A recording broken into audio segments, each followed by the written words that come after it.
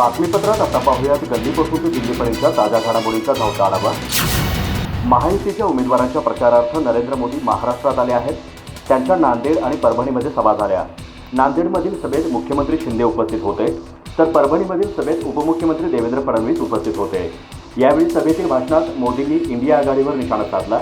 मोदी यांनी परभणीत झालेल्या सभेतून मराठीतून भाषणाला सुरुवात केली। ते म्हणाले, परभणीच्या धर्तीवर साईबाबांचे पवित्र चरण लाभले।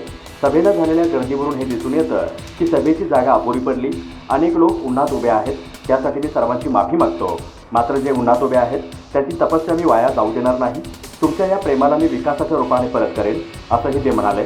तसेच यंदाच्या निवडणुकीचं उद्दिष्ट हे भारताला आत्मनिर्भर बनवण्याचं आहे। त्यामुळे 2024च्या निवडणुकीचे मुद्दे हे सामान्य नाहीत। प्रत्येक मुद्दा महत्त्वाचा आहे, प्रत्येक पाऊल संकल्प महत्त्वाचा आहे। त्यामुळे भारताला जगातील तिसरी मोठी अर्थव्यवस्था बनवण्यासाठी ही निवडणूक आहे, असंही ते म्हणाले। ते पुढे म्हणाले, 2014 पूर्वी दहशतवादासारख्या मुद्द्यांवर चर्चा व्हायची, मात्र 5 वर्षात परिस्थिती अशी बदलली की आता सर्जिकल स्ट्राईकची चर्चा होते। सबका साथ सबका विकासाच्या आधारे हे सरकार काम करते। आता बाहेर मोदी घर में घुसकर मारता है अशी भीती आहे, असं मोदी म्हणाले। पंतप्रधान नरेंद्र मोदी आणि महादेव जानकर दोघेही फकीर आहेत। ते सोबत परभणीत आल्यानं परभणीच्या विकासाला कोणी थांबवू शकत नाही, असं मिश्किल वक्तव्य उपमुख्यमंत्री देवेंद्र फडणवीस यांनी परभणीमधील सभेत केलं।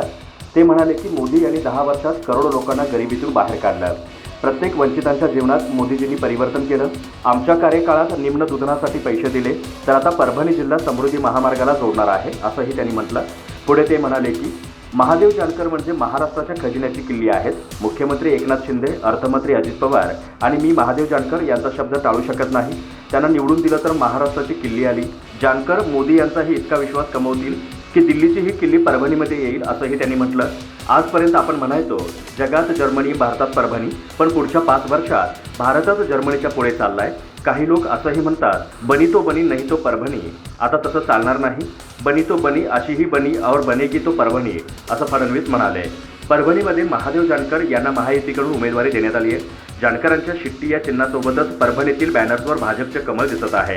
महादेव जानकरांचं चिन्ह शिट्टी आहे।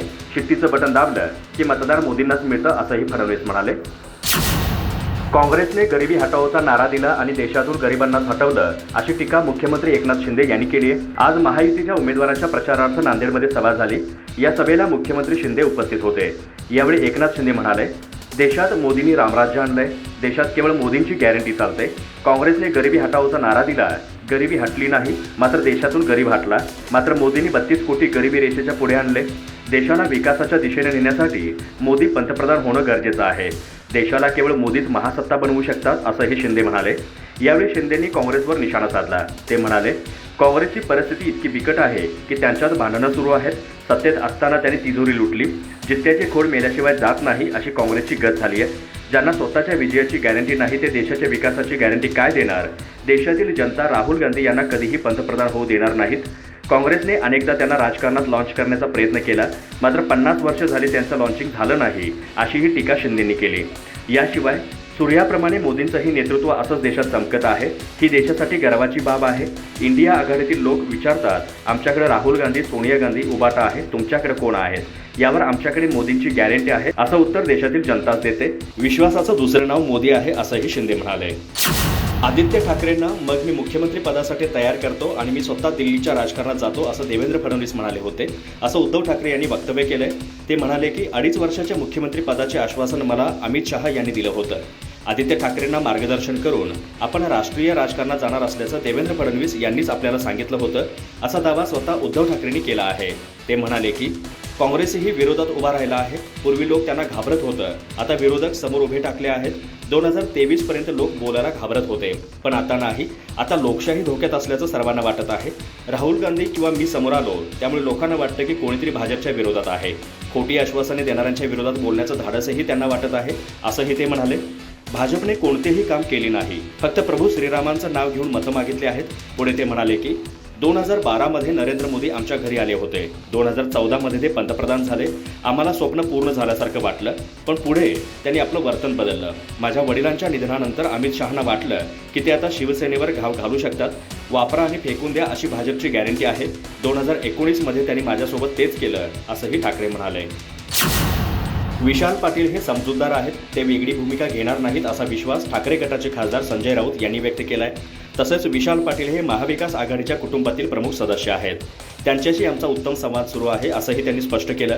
शुक्रवारी सांगलीचे महाविकास आघाडीचे उमेदवार चंद्रहार पाटील यांचा उमेदवारी अर्ज भरण्यात आला। यावेळी राऊत उपस्थित होते। सांगलीमध्ये त्यांनी प्रसारमाध्यमांशी संवाद साधला। विशाल पाटील यांच्याबाबत राऊत यांनी भाष्य केलं। ते म्हणाले, विशाल पाटील महाविकास आघाडीच्या कुटुंबातील प्रमुख सदस्य आहेत। सांगलीची जागा शिवसेना प्रथम लढत आहे, मात्र परंपरेने ही जागा काँग्रेसची आहे याबाबत दुमत नाही। मात्र महाविकास आघाडीमध्ये ही जागा शिवसेनेला सुटली, त्यामुळे इतर कोणी आमचे सहकारी नाराज असतील तर त्यांच्याशी आम्ही चर्चा करू असंही ते म्हणाले। विशाल पाटील वसंतदादा पाटील यांच्या कुटुंबातील प्रमुख सदस्य आहेत। त्यांचा आणि माझा उत्तम संवाद सुरू आहे। विशाल पाटील आपल्या क्रांतिकारक आजोबांच्या विचारांच्या पेक्षा वेगळी भूमिका घेणार नाहीत, ते आमचे शत्रू नाहीत असंही राऊत म्हणाले।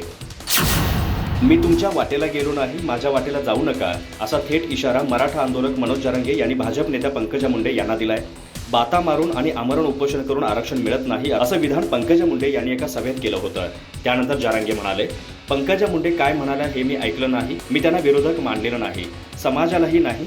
मी तुमच्या वाटेला गेलो नाही, माझ्या वाटेला जाऊ नका, उपोषण करूनच माझ्या समाजाला आरक्षण मिळालं, आता पुढील उपोषणामुळे उरलेलं आरक्षण देखील मिळेल। मी पंकजा यांच्याबद्दल एकही शब्द बोललेलो नाही, माझ्या वाटेला गेल्यावर मी सोडत नाही असंही त्यांनी ठणकावून सांगितलं। त्यामुळे जरांगे पाटील यांचं हे वक्तव्य चर्चेत आलंय। त्यांच्या या विधानानंतर पुन्हा पंकजा मुंडे यांनी सभेत बोलताना या प्रकरणी सारवासारव केली आहे। त्या म्हणाल्या, मी वेगळ्या विषयावर बोलत होते, मात्र कोणीतरी मी जरांगेंवर बोलत होते असा समज करून घेतला। मात्र मी गेल्या वर्षभरात जरांगे यांचे नावही घेतलं नाही, मी कोणावर टीका केलेली नाही, टीका केली तरी मी गोपीनाथ मुंडेंची लेक आहे, शब्द मागे घेत नाही असे पंकजा म्हणाल्या। आष्टी तालुक्यातील उंदरखेल येथे झालेल्या जाहीर सभेत त्यांनी मराठा आरक्षणाच्या आंदोलनासंदर्भात वक्तव्य केलं होतं। विधानसभेच्या निवडणुकीत आरक्षण मागा, मुख्यमंत्र्यांनी तुम्हाला आरक्षणाचा शब्द दिलाय, बाता मारून आणि आमरण उपोषण करून आरक्षण मिळत नाही अशा शब्दात पंकजा मुंडेंनी आरक्षणाच्या मुद्द्यावरून संताप व्यक्त केला होता। यावरूनच आता जरांगे यांनी प्रत्युत्तर दिलं। निलेश लंके यांना मी लोकसभेची उमेदवारी देऊ नये म्हणून महसूल मंत्री विखे यांनी माझ्याकडे 3 आठवड्यांपूर्वी मुंबईतील एका उद्योगपतीला माझ्याकडे पाठवलं होतं। त्या उद्योगपतीला मी विचारलं की कसं येणं केलं, त्यावर त्या उद्योगपतीनं सांगितलं की विखे पाटील आणि आमचे संबंध आहेत। त्यांनी मला सांगितलं आहे की काही करून पवारांकडे जा आणि लंकेंना उमेदवारी देऊ नका असे सांगा, असं शरद पवार यांनी म्हटलं। पुढे ते म्हणाले की अहमदनगरसाठी निलेश लंके यांचं नाव आलं तेव्हा विखे पाटलांची झोप उडाली। त्यांनी कधीही माझ्या दारात पाऊल टाकलं नाही, पण निलेश लंकेंना उमेदवारी देऊ नये यासाठी त्यांनी या उद्योगपतीला माझ्याकडे पाठवलं।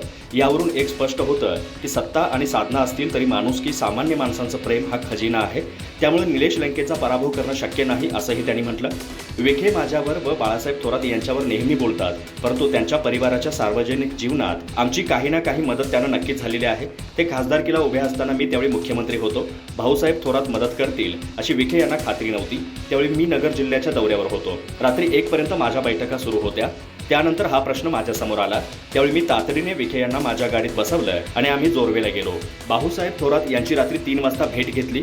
भाऊसाहेबांना आम्ही झोपेतून उठवलं, त्यावेळी विखेंनी अंतःकरणपूर्वक त्यांची माफी मागितली आणि थोरात यांनीही त्यांना माफ केलं, विजयी केलं आणि त्यांचा लोकसभेचा मार्ग खुला केला। तरीही विखे आमच्यावर टीका करतात, याचा अर्थ त्यांच्यात माणुसकी नाही असंही शरद पवार म्हणाले। अजित पवार हे कार्यसम्राट नेतृत्व आहे, ते लोकांसाठी झटणारं नेतृत्व आहे असं विधान विजय शिवतारे यांनी बारामतीमध्ये केले।